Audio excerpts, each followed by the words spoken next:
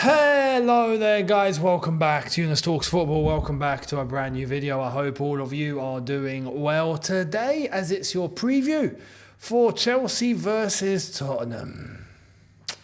That one game, there's always that one game where you just look at it on the fixture list, you're waiting for it to come around, and then when it does, no matter what the form is, no matter where you are, no matter what the situation is, no matter your circumstances, this is a game in and of itself that you are always just looking forward to because of who you're playing. Chelsea, Tottenham, right? Battle of the Bridge, right? It is that. So this is a slightly different preview compared to all the others, because all the others I tend to take a lot of what is going on in the season into consideration. I'll take example, our league position, how we've been playing, where we're heading, all that, and it's not been looking good. But this Chelsea-Tottenham, this is a game that, I'm sorry, I cannot accept us to lose. A draw, it happens. Lose at the Bridge to Tottenham? No. Illegal. It's illegal. It's a criminal offence. If that happens, I'm sorry, everyone should be sentenced. Simple as that, right? Everyone put on trial and sentence them. I would be, if I was on the jury and I see Chelsea Football Club are being charged with, what's the crime? Impersonation of a football club in the Premier League. You're impersonators, right? You're fake, right? If that's the crime, then I'm on the jury. Listen, they're guilty immediately. They're guilty. All of them, they're guilty, right? You cannot lose at home to Tottenham.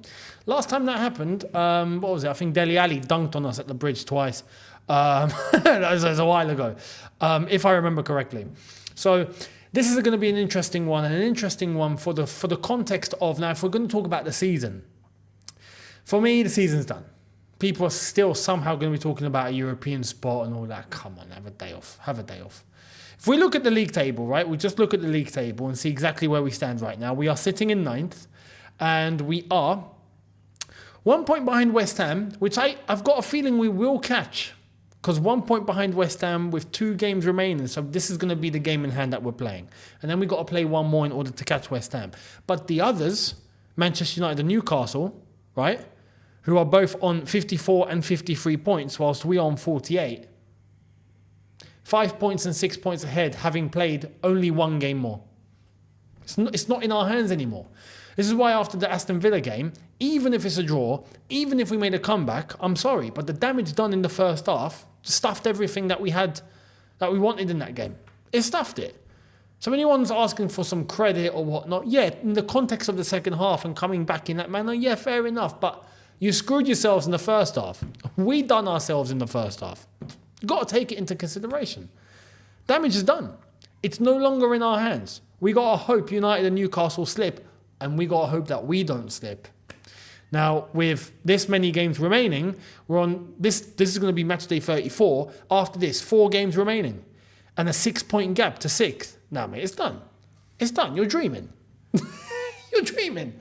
So, for me, season's over, and because season's over, in a way, for me, it's a good thing. It's a good thing because I can now look at this game in isolation. Just Chelsea versus Tottenham. That's it. Nothing else involved. Nothing more about it. Just Chelsea versus Tottenham. And I'm sorry, but tomorrow we must beat them. Simple as that. Now, Tottenham, this is a big game for Tottenham because they're currently sitting in 5th with 2 games to play over Aston Villa and a 7-point gap. So they got to win those games in order to bring the gap down to 1 point. And then if they do that, they've got chance of Champions League qualification between them and Aston Villa, because it's going to be between them and Aston Villa to get the 4th spot. So who's it going to be? Let me know who you think, by the way, down below. I actually think Aston Villa, but we'll wait and see. I actually hope Aston Villa too, but we'll wait and see. We'll wait and see. England will not be getting a 5th European spot. Or 5th Champions League spot, sorry. That's already out of the question to all the teams that got eliminated. It is what it is. By the way, quick detour. Champions League, Thomas Tuchel, 2-2 yesterday. Kim absolutely screwing the chances for Bayern Munich there, but looking forward to the Bernabeu and what's going to happen there. Fingers crossed Mr. Audi TT can go and get himself another Champions League. I would be very happy if Bayern Munich went and done it. So fingers crossed. At the moment, Borussia Dortmund beating PSG 1-0, and lo and behold, guess who's playing really well today? Guess who's on the pitch and absolutely killing it? Guess who's one of the best players on there today in that first half? Yeah, you guessed it. Ian Maatsen, of course. Oh, and by the way, for a guy that's only 2'2" and he's apparently really, really short for Chelsea. He's too short to play for Chelsea. Apparently, that was the excuse we heard today. He's too small. We don't want him because he's too small. You see the amount of duels that he's making, the amount of headers that he's getting in the air. Yeah, no, forget that though. He's 5'6". Yeah, Chelsea, it don't work. No, we gotta have height. Yeah, because Ashley Cole was 8'6". Come on, man, have a day off. I'd flip it. The excuses, it winds me up. And he's killing it at Dortmund at the moment, and we're here struggling for a flipping fullback. Anyway, talking about struggling for fullbacks, let's get into the preview properly. Chelsea versus Tottenham. Let me give you some of the team news, because there is an extensive injury list that has to be discussed and acknowledged. So the latest team news is Thiago Silva is ruled out, and I think he might have played his last game for Chelsea, like I've said previous. So that's that. Disasi will be assessed, but it looks like he's going to be out too. Levi Colwill and Christopher Nkunku are back in full team training. They are training as normal, but this game is too soon for them. They are not match fit and they cannot play. So there's that. For Tottenham, Ben Davies is also looking like he's done for the season after he hurt his calf. But Oliver Skipp is set to return to contention. And apart from that, everyone else is basically available except Timo Werner, which is kind of a shame. I would have liked to see Timo tomorrow. That would have been nice. But anyway, he's not going to be there. Also, I've just remembered 2 things. Firstly, for tomorrow's game, Conor Gallagher is getting a banner, right? And the banner's going to say Chelsea since birth. Now, in isolation, I'm all in favour for Conor Gallagher getting a banner. Because it's true, he is a proper blue since he was a kid. He's been at the academy for years. I mean, fair enough. But, we need to, I think, add some logic to the situation. You know, I appreciate the fact that this banner's coming out in order to try and let the club know that it would be, I think, a little bit silly to let a player like that go if you're not going to bring in the quality that the team needs. You might as well just keep a Gallagher for what he can offer you. I get it. At the same time, the whole banner thing, we should be giving it to players that do deserve it too. N'Golo Kante, for example, got one very, very, very, very, very late. Basically, when he was leaving, the fans came together and went, okay, let's make him a banner. He should have got one earlier. I got to be honest, if Gallagher's getting one, Chalobah should get one. Let's be real. Chalobah's proper Chelsea. Chalobah's been at the academy since he was a kid. Chalobah won the Champions League. Chalobah was class. Not brilliant in terms of consistency, but he deserves a banner. To be honest, with the way our centre-back situation is moving at the moment, I want to keep Chalobah. So let's make him a banner. Do you see what I mean? I'm not against Gallagher getting a banner, but I think others that do deserve it haven't got it. So that's that.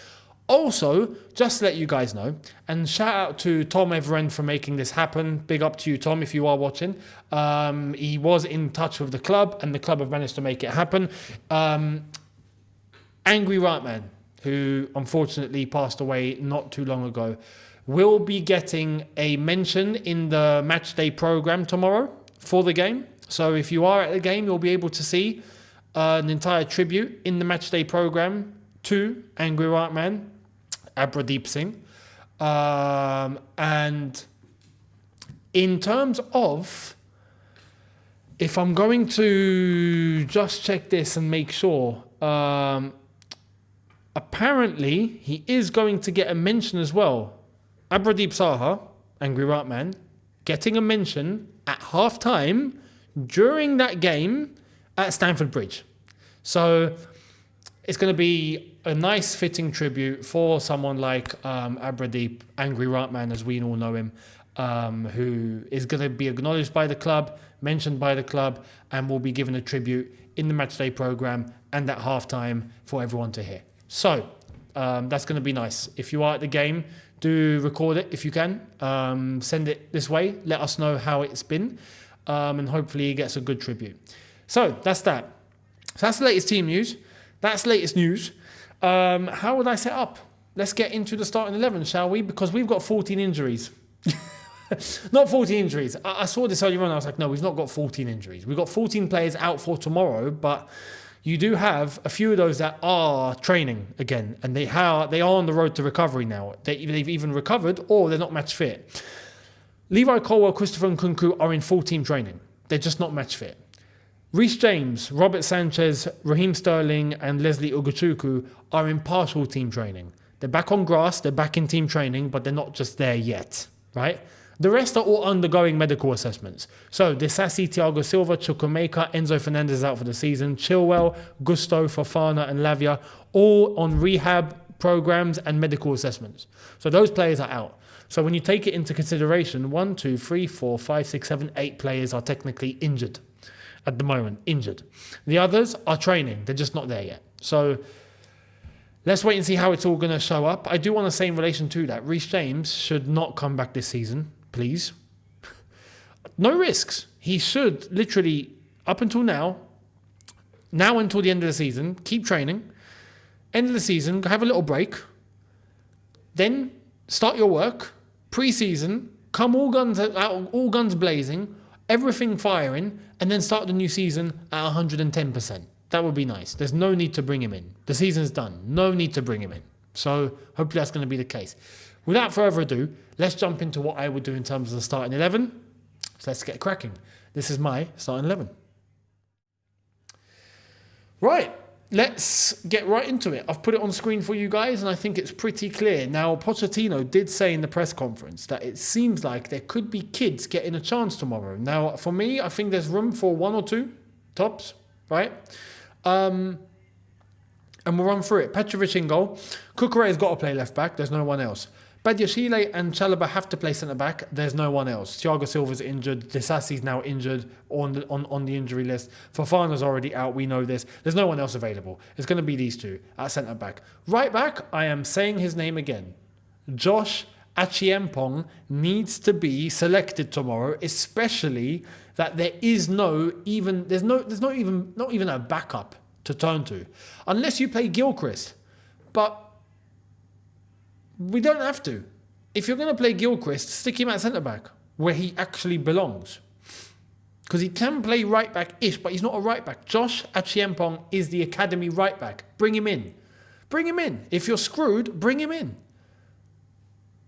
If I'm not mistaken as well, at under-18 level, he scored against Tottenham. Just saying. I think it was Tottenham. But yeah, in midfield, Caicedo alongside Gallagher. Got to keep that. Fantastic. Just ahead of him, Cole Palmer. Cool. Again, no one else. Chukwuemeka's out. No one else.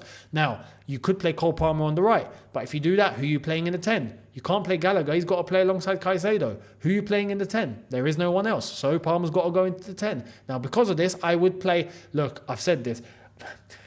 I would normally choose Mudryk ahead of Madueke. Just because of... I truly think Madueke's got a lot of growing to do here. But I've got to be honest. At this point, Mudryk's not showing anything, like whatsoever, for me to trump Madueke, who is actually playing decent on the ball. He's actually playing decent. So he plays. Because Mudryk is just plain. Plain as plain rice. Nothing in there. Plain, cold, uncooked rice. There's nothing. So Madueke starts. And this is where I would take another risk. And I've said this last game and I'll continue to say it. Jackson, stick him on the left. He's a winger. Doesn't belong up top. He's a winger. Put him on the left. And pay the £20 million rated to David Washington. We paid 20 million for this guy. He's not played. Like, what are we doing? He's a striker, apparently. Cool. Can we see him play up front, please? Maybe he might score. Who knows? He's Brazilian too. Who knows? Stick David Washington up top. That's what I would do. Instead of playing Jackson up top. And then you're going to have to think about you playing on the left. What, you're going to play Mudryk again?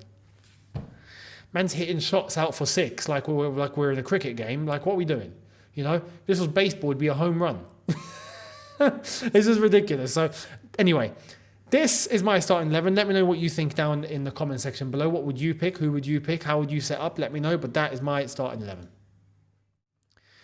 And as I tell you guys my prediction to end this preview. Chelsea Tottenham at the bridge, eh? I don't think we'll lose. But I got to be honest, I don't think we'll win either. So I'm going to stick to a similar scoreline that we got against Aston Villa. I think Tottenham will come ready. I'm going to go 2-2. I think we'll concede. I think we'll score. I think it'll be scrappy. I think it'll be one of those games where it's very, very, very bouncy, very left to right, very hectic, very fast-paced, all guns blazing, chaotic game. End to end, crazy stuff, non-stop. I think it's going to be 2-2. So let me know your score prediction down below. Much appreciated. And I will catch all of you tomorrow for that. By the way, just to end, there was a rumour today. And it's a rumour. Apparently it's a rumour. It's not true. But let's end with some giggles. The rumour was apparently Antonio Conte offered himself to Chelsea.